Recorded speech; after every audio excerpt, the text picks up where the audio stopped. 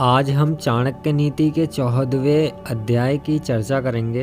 14वें अध्याय की शुरुआत करते हैं। ओम नमः शिवाय। पहले श्लोक में आचार्य चाणक्य जी कहते हैं कि जो व्यक्ति पत्थर के टुकड़े को ही रत्न मानकर अपने पास रख लेता है वह मूर्ख का सबूत देता है। आचार्य चाणक्य जी कहते हैं कि पृथ्वी पर 3 ही रत्न हैं, जल, अन्न और प्रिय वचन अथवा नीति वाक्य सुक्ति, परंतु मूर्खों द्वारा पत्थर के टुकड़ों को रत्न का नाम दिया गया है। अगले श्लोक की तरफ चलते हैं। इस श्लोक में आचार्य चाणक्य जी कहते हैं कि इन आपत्तियों मनुष्य के स्वयं के अधर्मी होने के कारण आती हैं। आचार्य चाणक्य जी कहते हैं कि दरिद्रता, शारीरिक और मानसिक रोग एवं दुख और बंधन तथा विपत्तियां, ये सब जीवों शरीरधारियों के अपने पाप रूप वृक्ष के फल हैं।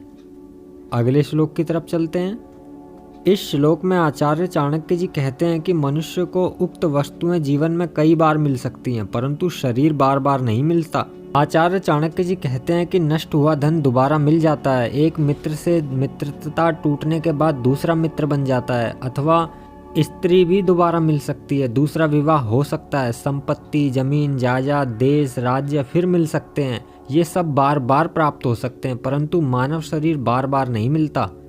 अगले श्लोक की तरफ चलते हैं। इस श्लोक में आचार्य चाणक्य जी कहते हैं कि किसी भी वस्तु का समूह बड़ी से बड़ी विपत्ति का सामना कर सकता है।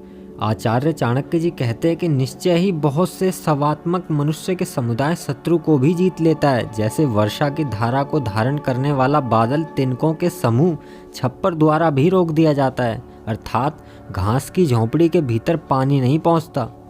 अगले श्लोक की तरफ चलते हैं। इस श्लोक में आचार्य चाणक्य जी कहते हैं कि वह मनुष्य बुद्धिमान है जो दूसरों की शक्तियों को देखकर खुद सीखता है।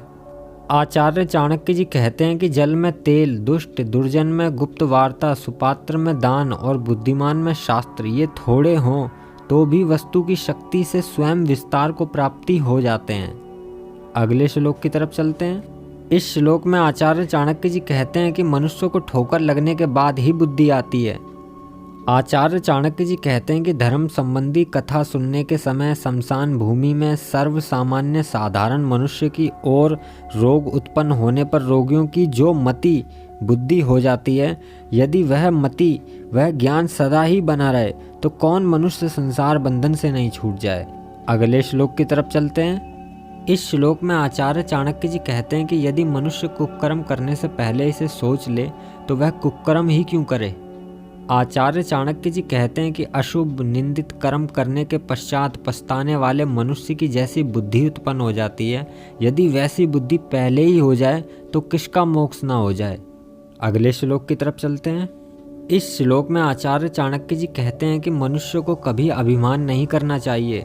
आचार्य चाणक्य जी कहते हैं कि यदि दानशीलता में, तप, अनुष्ठान में, सूरवीरता में, विज्ञान में, विनम्रता में और नीतिमत्ता में अभिमान नहीं करना चाहिए, क्योंकि पृथ्वी नाना प्रकार के रत्नों से परिपूर्ण है, अर्थात दानशीलता, तपस्या आदि में एक से एक बढ़कर पुरुष विद्यमान है। अगले श्लोक की तरफ चलते हैं। इस श्लोक में आचार्य चाणक्य जी कहते हैं कि मनुष्य सदा अपने हृदय में ईश्वर को बसाए। आचार्य चाणक्य जी कहते हैं कि जो जिसके मन में बसता है रहता है, वह दूर होने पर भी दूर नहीं, और जो जिसके हृदय में समाया हुआ नहीं है वह अति निकट रहता हुआ भी दूर ही रहता है। अगले श्लोक की तरफ चलते हैं। इस श्लोक में आचार्य चाणक्य जी बताते हैं कि मनुष्य को चाहिए कि वह ईश्वर की कृपा का पात्र बनने के लिए पहले मधुर मंत्रों का गान करे। आचार्य चाणक्य जी कहते हैं कि निश्चय ही उसका अप्रियम बुरा करने की चाहना इच्छा हो, उसके साथ सर्वदा मधुर बोलना चाहिए, जैसे शिकारी हिरण का वध करने के लिए मधुर स्वर में गीत गाता है। अगले श्लोक की तरफ चलते हैं। इस श्लोक में आचार्य चाणक्य जी बताते हैं कि उक्त बताए गए पुरुषार्थ के अधिक निकट नहीं होना चाहिए।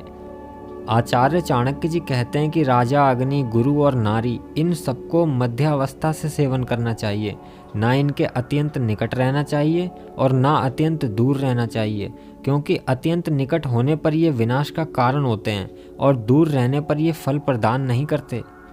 अगले श्लोक की तरफ चलते हैं।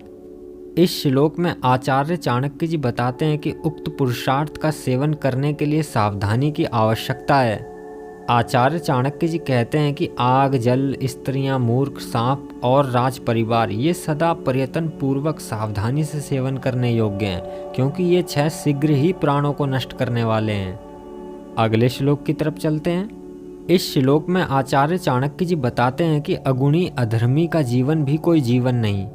आचार्य चाणक्य जी कहते हैं कि इस संसार में वस्तुतः वही जीता है जिसमें गुण विद्यमान है, अथवा जिसके जीवन में धर्म है वह जीता है।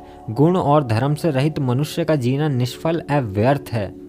अगले श्लोक की तरफ चलते हैं। इस श्लोक में आचार्य चाणक्य जी बताते हैं कि मनुष्य को चाहिए कि वह अपनी वाणी पर काबू करे।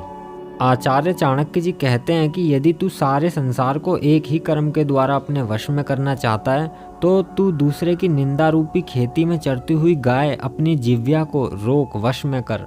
अगले श्लोक की तरफ चलते हैं। इस श्लोक में आचार्य चाणक्य जी बताते हैं कि पंडित लोग अपनी गरिमा को देखकर बात करते हैं। आचार्य चाणक्य जी कहते हैं कि जो प्रसंग के अनुकूल वार्तालाप करना, अपनी गरिमा के अनुकूल मधुर भाषण करना तथा अपनी शक्ति के अनुसार क्रोध करना जानता है वह वस्तुतः पंडित है। अगले श्लोक की तरफ चलते हैं। इस श्लोक में आचार्य चाणक्य जी बताते हैं कि मनुष्य को अपनी दृष्टि शुद्ध रखनी चाहिए। आचार्य चाणक्य जी कहते हैं कि एक ही पदार्थ स्त्री का शरीर रोगियों, कामातुर पुरुष को और कुत्तों द्वारा देखे जाने पर 3 प्रकार का हो जाता है। शव, योगी उसे अति निंदित शव के रूप में देखता है। सुंदरी स्त्री, कामी पुरुष उसे सुंदरी नारी के रूप में देखता है। और मांस का लोथड़ा कुत्ता उसे मांस पिंड के रूप में देखता है। अगले श्लोक की तरफ चलते हैं। इस श्लोक में आचार्य चाणक्य जी बताते हैं कि व्यक्ति उक्त बताई गई बातों को किसी से ना कहे।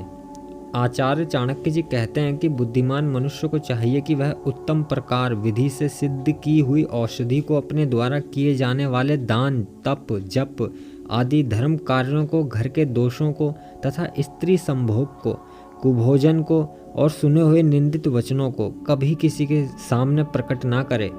अगले श्लोक की तरफ चलते हैं। इस श्लोक में आचार्य चाणक्य जी बताते हैं कि महापुरुष अपनी वाणी तभी सुनाते हैं जब वातावरण उनके अनुकूल हो जाता है।